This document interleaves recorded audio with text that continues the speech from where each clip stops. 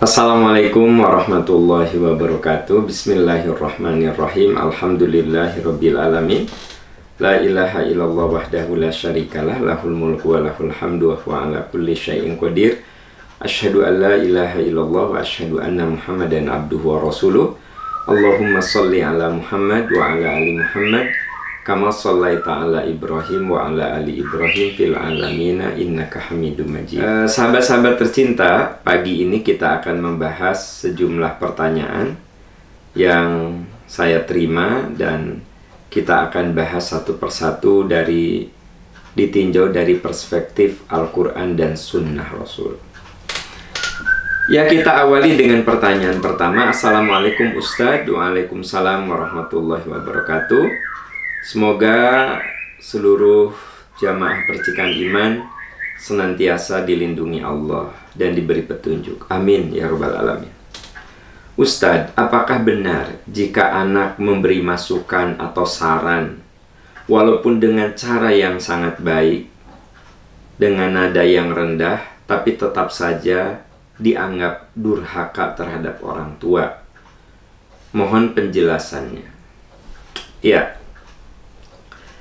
seringkali kita ini mendengar istilah durhaka kepada orang tua, durhaka kepada orang tua. Tapi jarang kita mendengar durhaka kepada anak. Ya nggak sih? Sebenarnya dua-duanya juga sama. Kita tidak boleh durhaka kepada orang tua, seperti halnya orang tua juga tidak boleh durhaka kepada anak. Ini yang harus digarisbawahi oleh kita para orang tua. Kita jangan hanya sering mengatakan, kamu durhaka ya sama papa, kamu durhaka ya sama mama, kamu durhaka ya sama bunda. Tapi juga kita sebagai orang tua harus introspeksi diri, jangan-jangan kita ini juga durhaka kepada anak. Jadi kedurhakaan kita kepada anak boleh jadi lebih besar dengan kedurhakaan anak terhadap orang tua.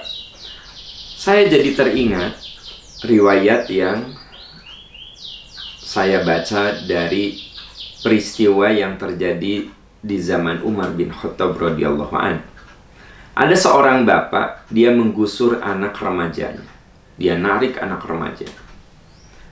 Lalu bertemu dengan Umar bin Khattab. Kata bapak itu, "Ya Amirul Mukminin, saya punya anak yang kurang ajar. Dia kalau bicara tidak sopan. Dia kalau bicara nadanya tinggi. Terus kasar.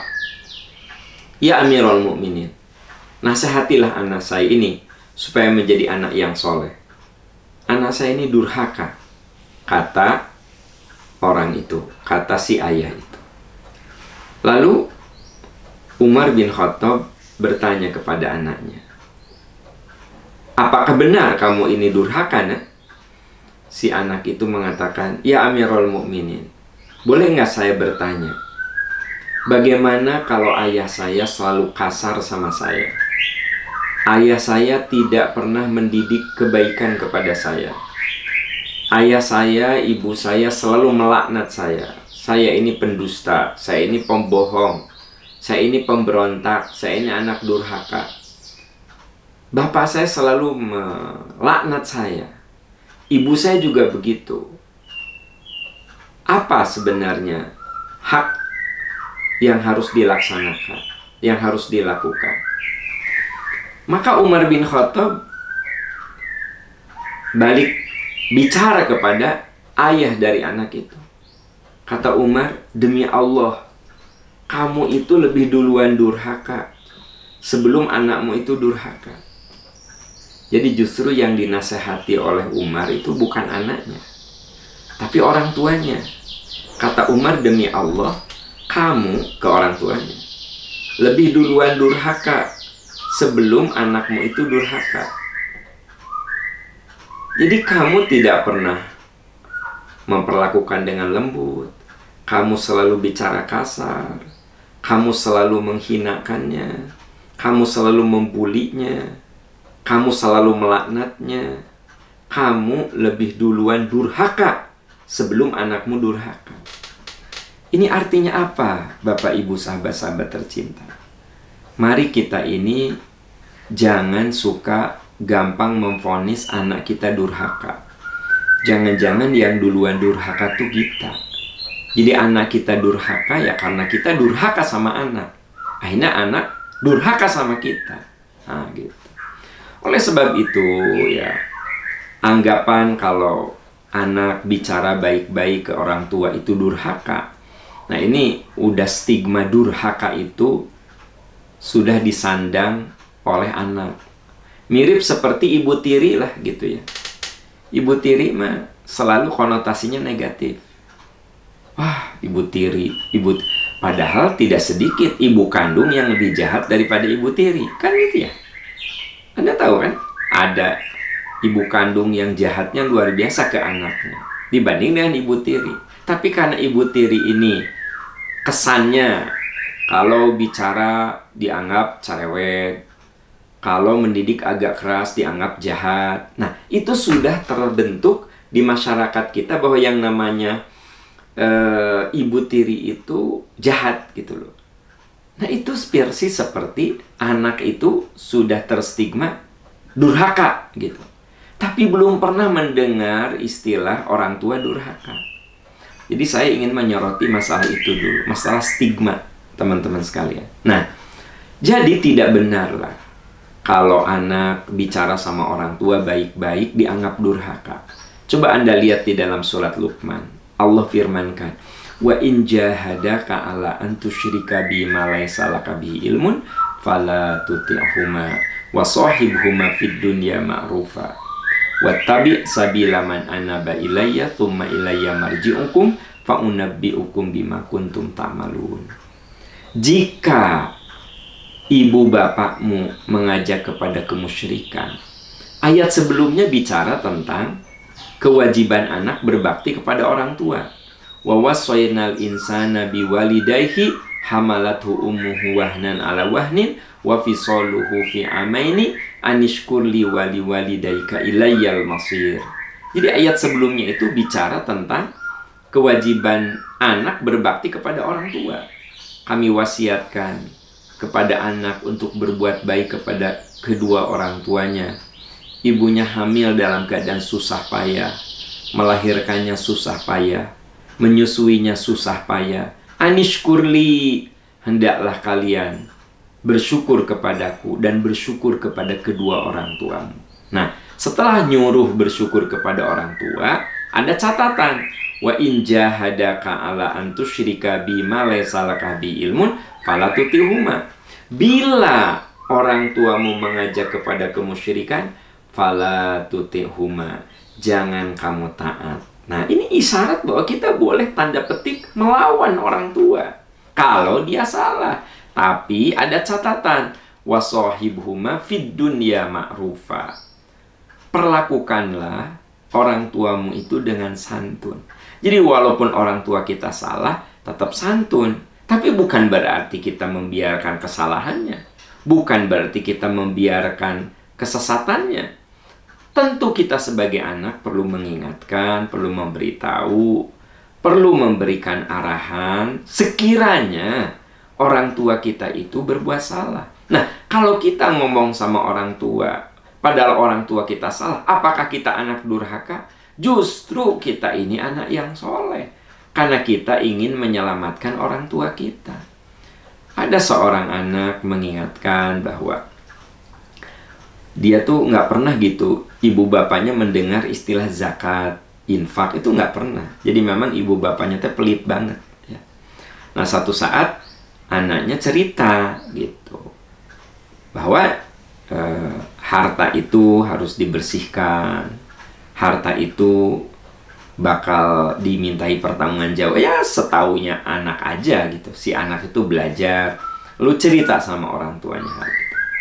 Maka langsung orang tuanya marah, nunjuk-nunjuk dan mengatakan, kamu durhaka nasehatin mama.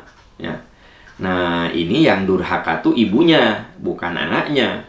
Karena anaknya udah benar mengingatkan agar ibunya mau berzakat, mau berinfak, mau berbagi, ya kan? Gitu.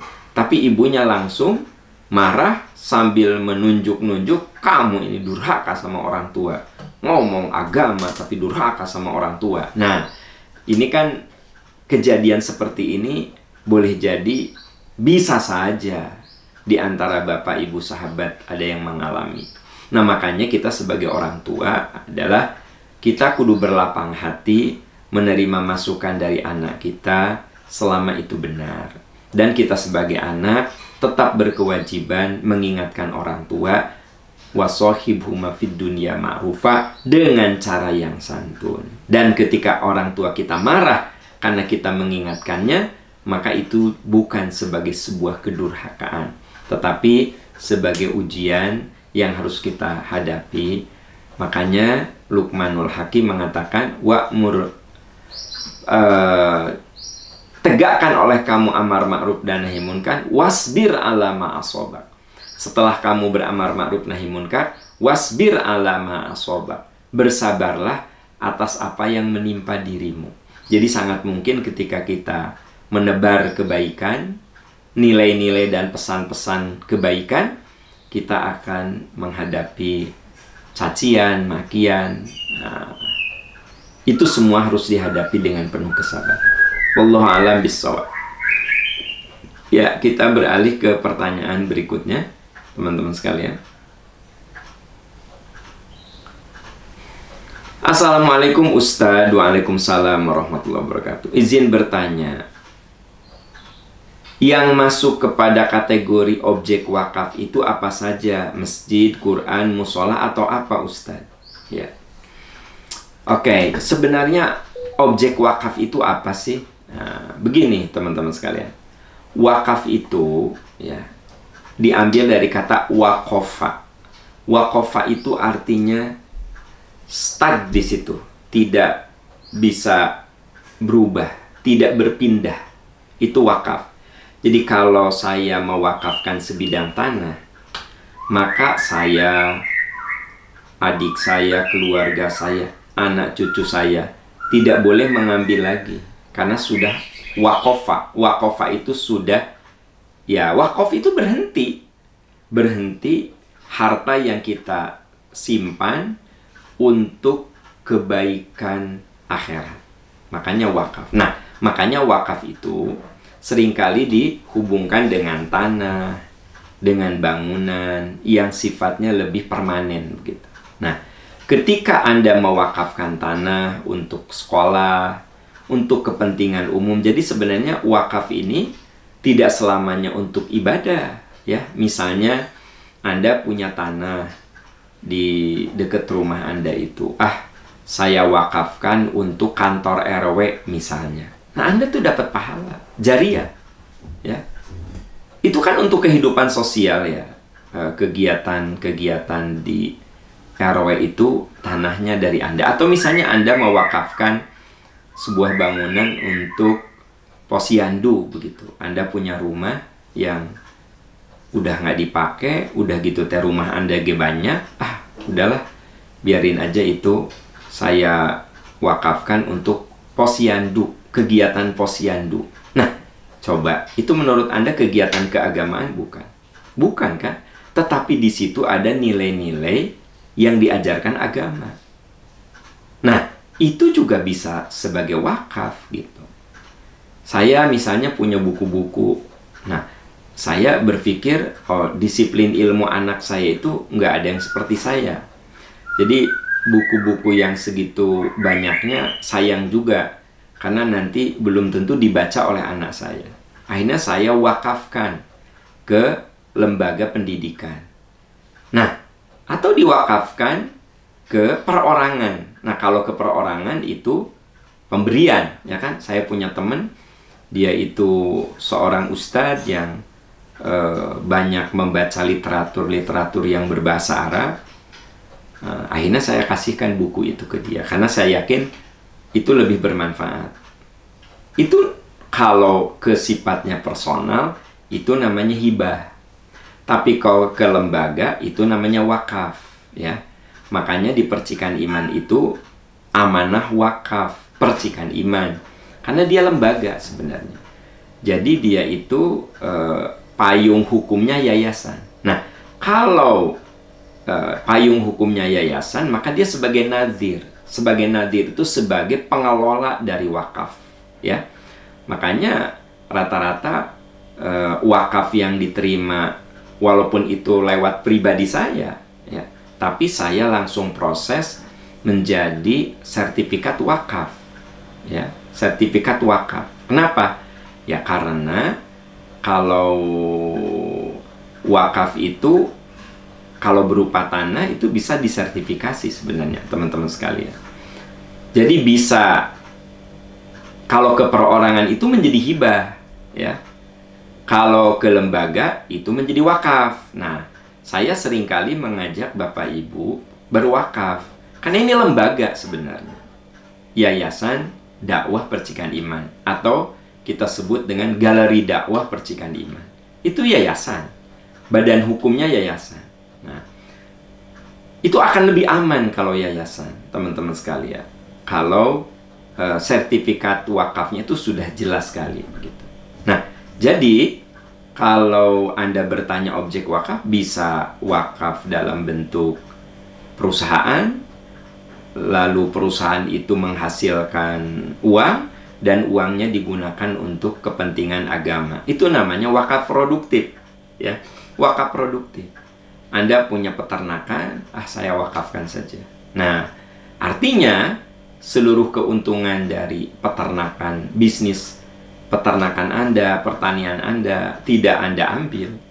Anda gunakan saja untuk kepentingan agama. Nah, itu namanya wakaf produktif. Jadi memang wakaf itu ada dua. Ada wakaf produktif, yaitu wakaf yang menghasilkan uang. Jadi dia jadi mesin uang gitu.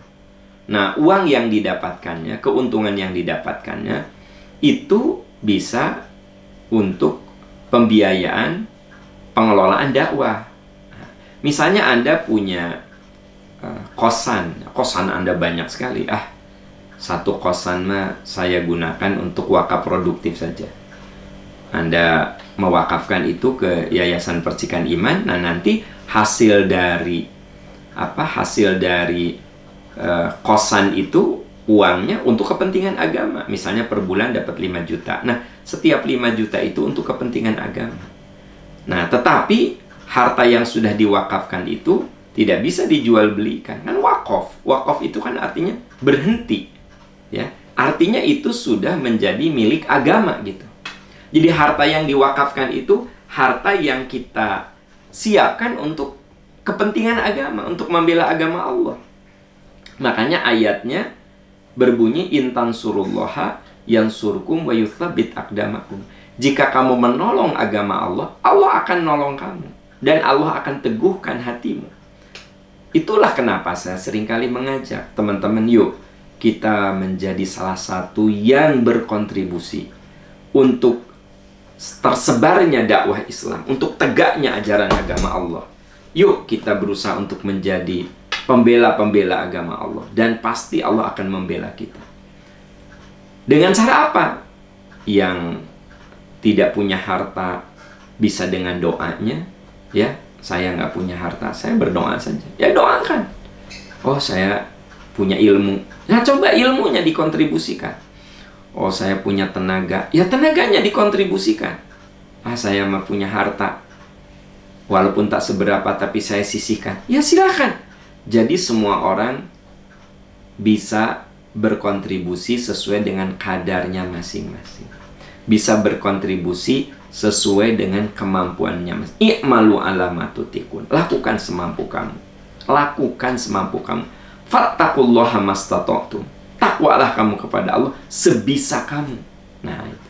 Jadi kalau Anda bertanya objek wakaf itu apa? Ya bisa Al-Quran, bisa masjid, bisa sekolah, ya, bisa uang yang digunakan untuk pembangunan, bisa tanah, bisa perusahaan, gitu. Bisa. Yang namanya apapun yang ada di genggaman kita bisa. Jam tangan juga bisa diwakafkan. Saya mewakafkan jam tangan. Silahkan jual, nanti uangnya masuk untuk pembangunan masjid. Nah, itu bisa saja. Banyak kok yang wakaf dengan perhiasan. Ada ibu-ibu yang mewakafkan hartanya untuk membangun masjid ini, Pak Am, saya mah jujur sekarang sudah pensiun, nggak ada uang, tapi saya punya perhiasan dan saya sudah bicara sama anak-anak saya, ya, mereka menyetujui. Jadi ibu itu teh benar-benar, dah saya mah apa coba, kemana saya pakai perhiasan, saya sudah berkerudung, anting-antingnya diwakafkan, kalungnya diwakafkan, ya, cuma ada satu cincin saja yang dia bilang saya pakai ini satu, ya, yang lainnya gelangnya diwakafkan, gitu loh. Ya, dalam bentuk barang. Dia datang ke kantor yayasan, ya, dia serahkan. Nah, nanti tim kita ini yang menjual emas itu kemudian dijadikan untuk pembangunan masjid. Apakah boleh? Boleh, tidak apa-apa. Jadi teman-teman sekalian, kita ini bisa berwakaf dengan apapun yang kita mampu. Nanti ada yang untuk kegiatan dakwah, kita menyebarkan Al-Quran, kita merenovasi tempat wudhu, kita bisa merenovasi madrasah, ya. Pokoknya kegiatan-kegiatan yang sifatnya membela agama Allah bisa digunakan dari pos wakaf. Termasuk kita bisa gunakan dana wakaf itu untuk sesuatu yang produktif, yang menghasilkan dari penghasilan itu untuk kegiatan-kegiatan dakwah, gitu. Bapak Ibu sahabat-sahabat tercinta, zaman Rasulullah SAW ada seorang yang ketika turun ayat yang mengatakan belum dikatakan beriman sebelum kamu menginfakkan apa yang paling kamu suka. Nah, gitu. Jadi ciri keimanan seseorang itu sudah sempurna, dia menginfakkan sesuatu yang paling dia suka. Orang ini kaya dan dia punya tanah perkebunan kurma dekat Masjid Quba. Bapak Ibu yang sudah datang ke Madinah, Anda coba perhatikan, di seputar Masjid Quba itu kan banyak kebun kurma.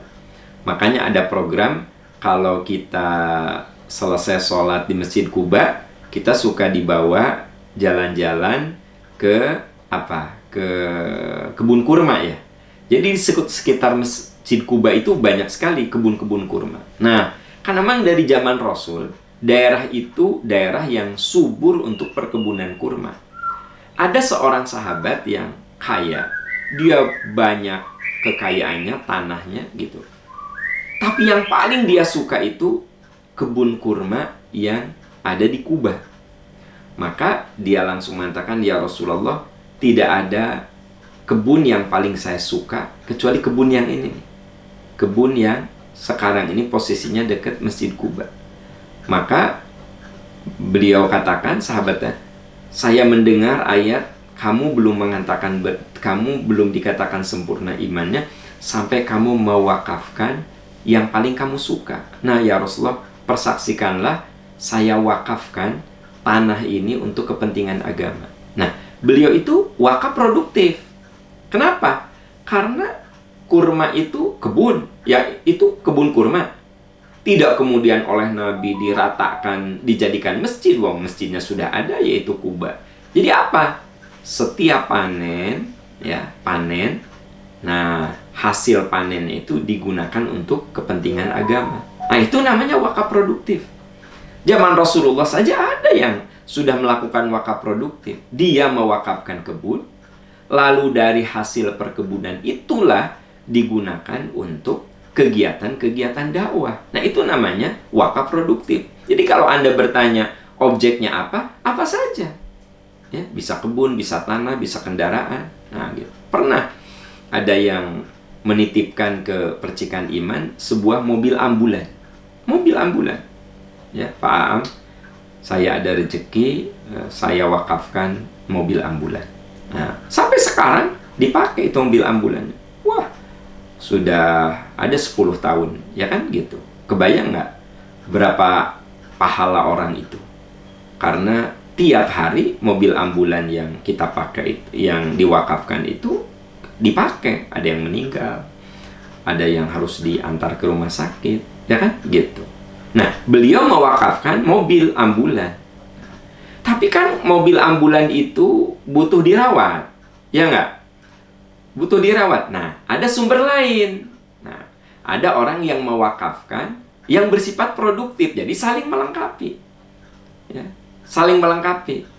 Dari penghasilan wakaf produktif digunakan untuk mengelola wakaf yang sudah ada, yaitu mobil jenazah. Karena mobil itu kan harus dirawat. Dari mana uangnya? Dari wakaf yang lainnya. Jadi satu sama lain saling cover, teman-teman sekalian. Ya, makanya kita ini kudu berjuang sama-sama. Nggak bisa satu orang. Nggak bisa. Nggak bisa gitu. Hanya orang yang kaya saja, atau hanya dengan tenaganya saja. Semua berkontribusi sesuai dengan kadar kemampuannya masing-masing. Yang pasti, yang selalu saya ingatkan, kita ini hidup sebentar, nggak lama, teman-teman. Ya, paling lama 60, 70, 80 tahun tuh jarang. Coba, yang umurnya 80 tahun jarang. Di 60-70 orang Indonesia itu meninggalnya 60-70 sudah selesai. Kalau ada yang 80 itu kategori istimewa, teman-teman sekalian. Dan alhamdulillah banyak sekali, sering sekali saya bertemu dengan jamaah percikan iman yang umurnya 80 dengan kemampuan berpikir yang masih sangat bagus. Nah, itu kan sebuah karunia. Karena saya saja belum tentu diberi 80. Anda saja, teman-teman, yang umurnya sekarang 50-an, 40-an, 30-an, belum tentu kan Anda juga diberi umur 80. Makanya, sebaik-baik manusia itu mantola umruhu wa hasuna amaluhu. Panjang umurnya, panjang kebaikannya. Nah, jadi tugas kita memperpanjang kebaikan kita. Nah, di sinilah tugas kita untuk selalu mengisi hidup dengan amalan-amalan terbaik yang kita bisa. Salah satunya dengan berwakaf. Ada juga jamaah yang gini, Pak Am, saya tidak punya kekuatan untuk berwakaf, tapi saya mensosialisasikan wakaf percikan iman. Saya ajak teman saya, saudara saya, alhamdulillah Pak Am, banyak yang akhirnya berkontribusi wakaf dengan pembangunan masjid. Nah, dia tidak bisa berwakaf, tapi dia bisa menjadi pemasar wakaf. Dia akan dapat pahala. Man dalla ala khairin falahu mithlu ajrin fa'ilhi. Siapa yang menunjukkan jalan kebaikan, dia akan mendapatkan pahala sebesar pahala yang melakukannya, tanpa dikurangi pahala yang melakukannya. Saya tidak bisa berwakaf karena dana saya terbatas. Saya mengajak orang, si A jadi ikutan, si B jadi ikutan, si C jadi ikutan.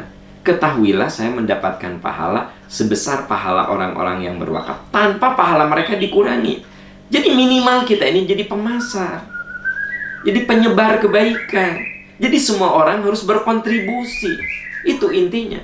Ketika Anda tahu ada pengajian, coba share ke teman-teman. Kasih tahu ada pengajian di masjid ini. Ustadznya ini jam segini.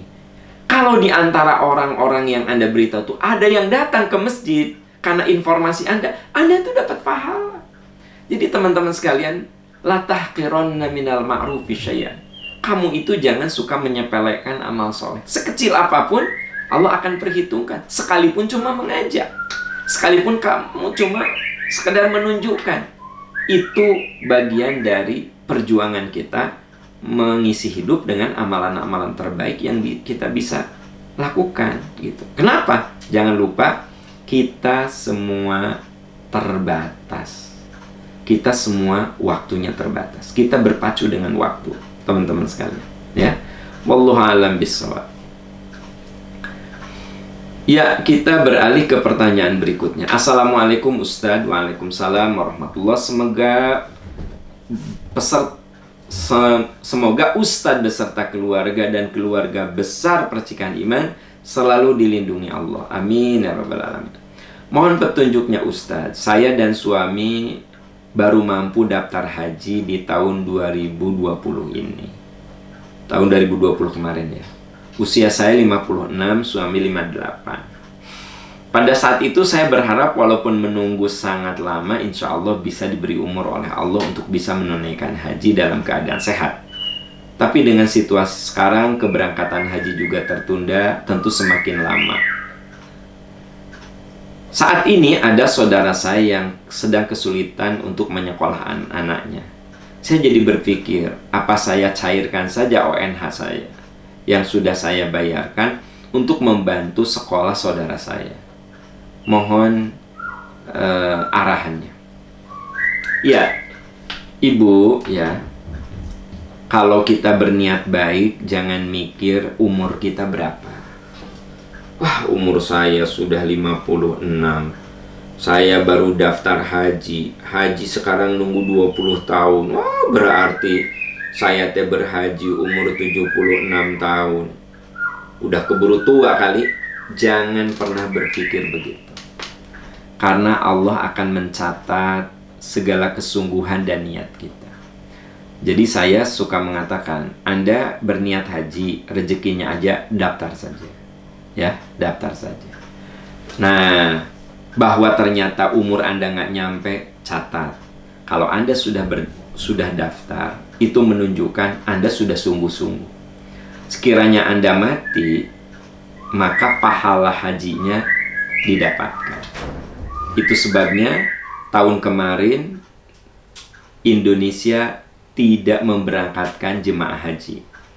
Dan ada di antara saudara kita yang sedang menunggu, harusnya tahun kemarin itu pergi, karena tidak ada keberangkatan, tidak bisa pergi. Dan beliau wafat.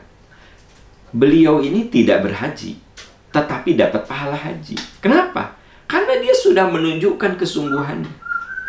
Nah, jadi kalau misalnya Anda umur 56, suami 58, baru daftar tahun 2020, berarti diperkirakan 20 tahun ke depan, atau paling cepat 15 tahun ke depan, nah, umur Anda sudah di angka 70. Bagaimana? Daftar saja. Ya, daftar saja. Nah, apalagi yang haji khusus dan Anda masih muda, ya, teman-teman yang masih muda-muda, mumpung ada rezeki, sok daftar, ya. Bisa ke haji khusus, di Percikan Iman tuh ada haji khusus. Ada haji reguler, sok. Kalau haji khusus kan lebih sebentar. Tadinya 5 tahun karena ada penangguhan keberangkatan, ya sekarang bisa jadi 7 tahun. Tapi nggak apa-apa, daftar saja. Kenapa? Biar Allah catat niat baik kita. Itu yang pertama, ya. Jadi jangan mundur berhaji karena umur. Nah, ini ada pertanyaan uniknya adalah, kalau saya hitung-hitung umur saya nanti 70. Sekarang saudara saya butuh uang untuk menyekolahkan anak. Boleh nggak saya cairkan, ya, dana yang untuk haji itu? Tapi bukan dinikmati sendiri.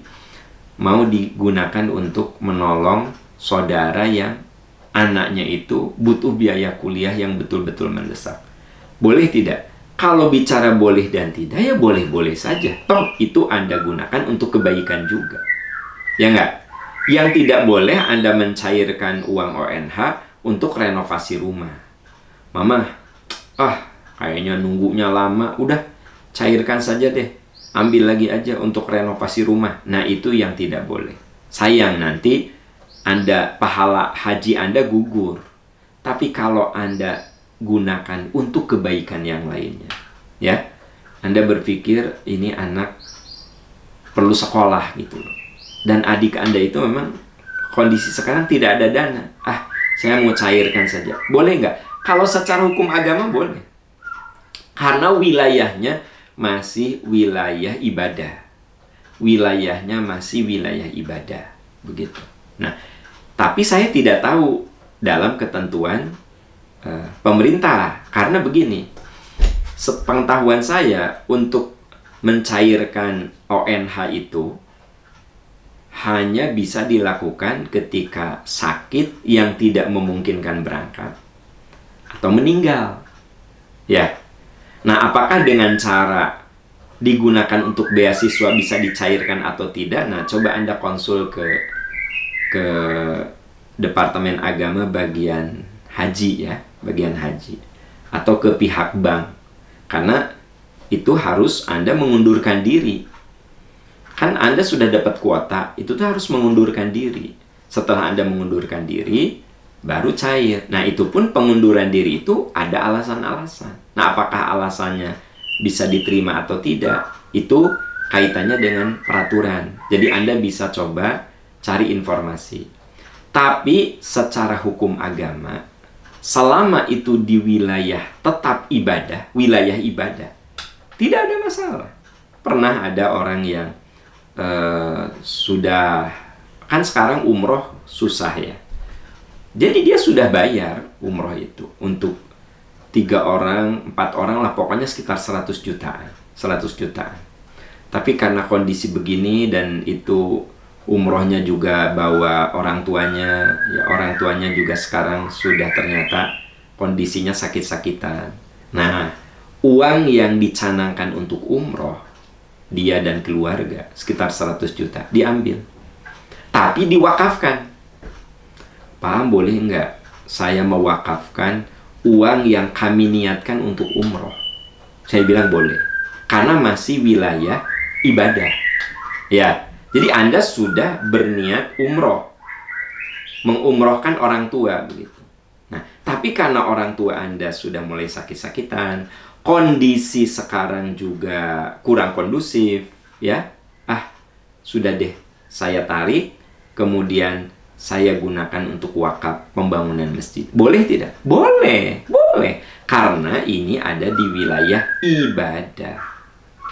Yang tidak boleh itu kalau keluar dari wilayah ibadah. Nah, itu yang tidak boleh, teman-teman sekalian. Ya, wallahu a'lam bishawab. Ya, kita beralih ke pertanyaan berikutnya. Assalamualaikum Ustadz. Waalaikumsalam warahmatullahi. Ustadz, apakah ada doa khusus biar cepat jual tanah? Rencananya mau saya niatkan untuk umroh bersama anak-anak. Mohon penjelasan. Ya, kalau doa khusus sih tidak ada ya Bu ya. Misalnya di Quran doa menjual tanah, atau dalam hadis doa menjual tanah.